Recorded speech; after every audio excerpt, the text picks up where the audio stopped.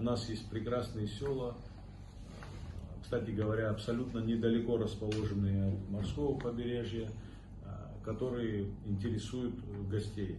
Они говорят, попробуйте сделать какие-то пилотные проекты. Вот сейчас в ноябре мы надеемся успешно реализовать пилотный проект. Мы это называем мандариновыми выходными, когда люди могут посетить село, снять комнату, значит, владелец домовладения будет обеспечивать проживание, обеспечивать питание экопродуктами своими, которые он выращивает в своем саду.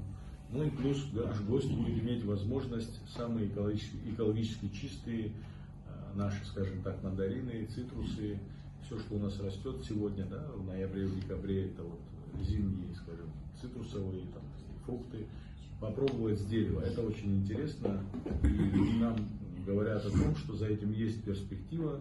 И вот мы сейчас в ноябре, в декабре планируем пробные 5-10 домов по всей территории Абхазии, в селах разных, выбрать и попробовать эту историю реализовать.